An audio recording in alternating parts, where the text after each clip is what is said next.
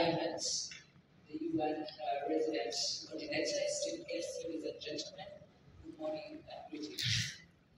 Actually, I think at the start of this opening ceremony, you said it very well. What a time to be alive. And I think just looking at the various, conversations or discussions, presentations that we've had this morning, it's very heartwarming to see the different efforts that are coming together from different partners across the continent, stakeholders at the local level in the nation, and work that they're all doing to really push forward the smart cities agenda.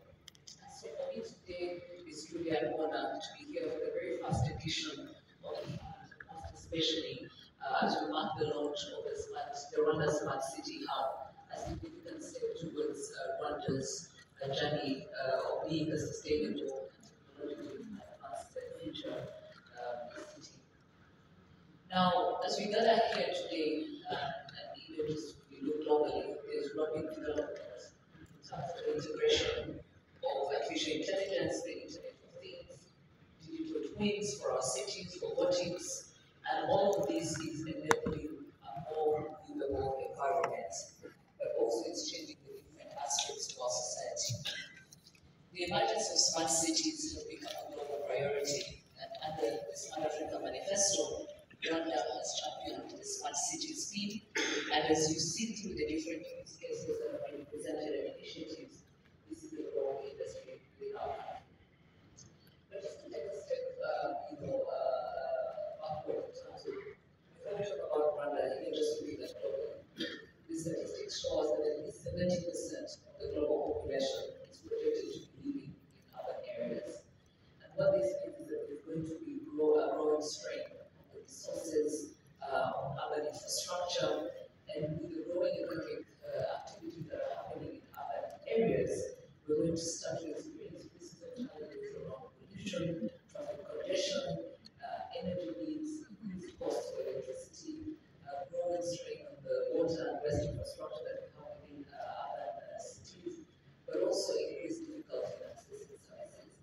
And so, much as we see these as challenges or risks, I think for many of you that are sitting in this room, we also consider this as opportunities for us to be able to leverage the power of digital technologies in solving some of these potential challenges. But also more so, when you look at the smart cities concept, it constitutes both the social, economic, and technological systems. So today's theme on inclusivity and sustainability is really a good reflection that requires also emphasizes the requirement for a holistic approach in how we address challenges from governance models, policies, and regulations, but also thinking about the power of data in transforming these cities. But the fact that the smart cities concept really embodies the socio-economic and technological systems also means there's a need for strong collaboration, there's a need for strong partnerships, and there's a need for a multi-stakeholder engagement if we're to build solutions that will create a much needed impact.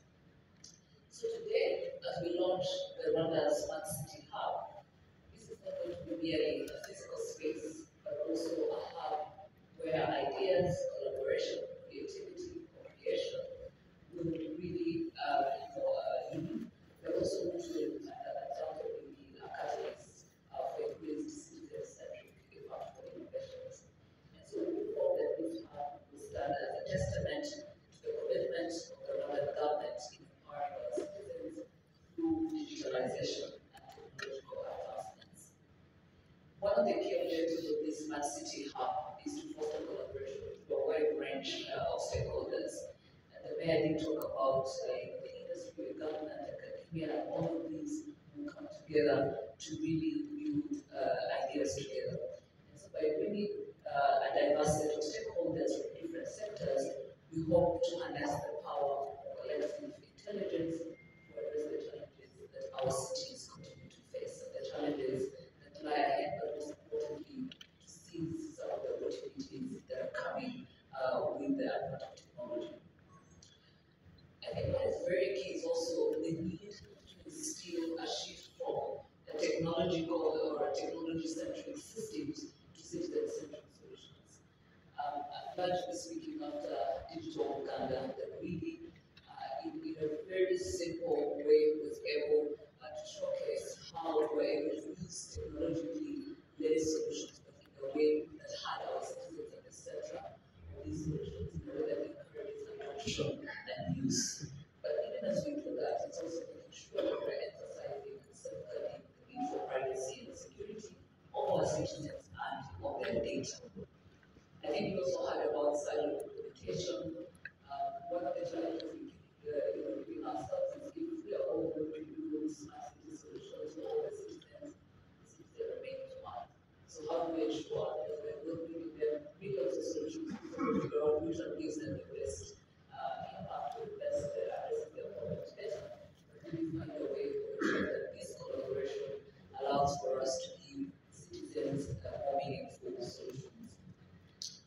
That we are launching today also aligns with the country's vision, Rwanda's vision to test and scale and promote cutting-edge solutions. We, as a country, are a proof of concept hub, and so we're hoping that through this hub, the collaboration that is really going to come through will really support that these smart city solutions only create and transform Rwanda's citizens to smart cities, but also these lessons can be shared in the different African cities. We had from the Deputy Governor from Kenya the various solutions that they put in place. We had from the Vice Mayor of Kigali City who talked about the various solutions we have from building permits, parking solutions, intelligent traffic management systems that are well known as Sophia here in Rwanda, smart solutions, and all of these that we share today is really to ensure that we have the opportunity to scale what is working with cities with the content, and also share these experiences. One more thing that I want to touch on, I think, catapult spoke about is advocacy. When we look at the growing, smart city solutions that are coming to the market, and also the small or the competing needs that the government budget has, I think this is a very good opportunity to think about sustainability from also a financing angle. And so companies such as Catapult and many more give us the opportunity to curate the much needed financing that will allow for these ideas that have just been tested and proven successful to scale and to create a much needed impact. But beyond that, I guess it's also to create those much needed partnerships that we need. I'm very excited that we'll be launching the Smart City Maturity Index.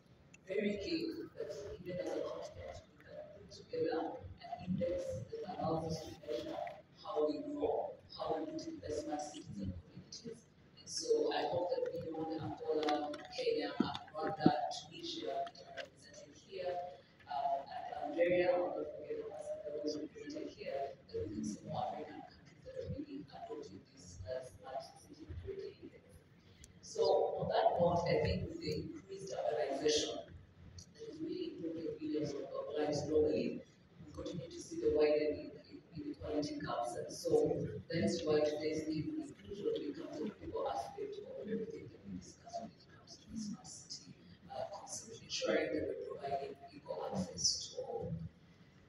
Ladies and gentlemen, as I draw to a close, allow me to express gratitude to all the organizers and organizations and partners who have really contributed to making this vision a reality. Special thanks to the Habitat, to the broader UN family, to GIZ that have supported us this far, and we also call upon to more partners to really join this commendable and noble initiative to how to transform our cities into much smarter, livable, and sustainable cities. I thank you, and I look forward to working with all of you, partnering with all of you in the Rwanda Smart City Hub, and I hope that our partnership will be a testament to our collective strength and coordination.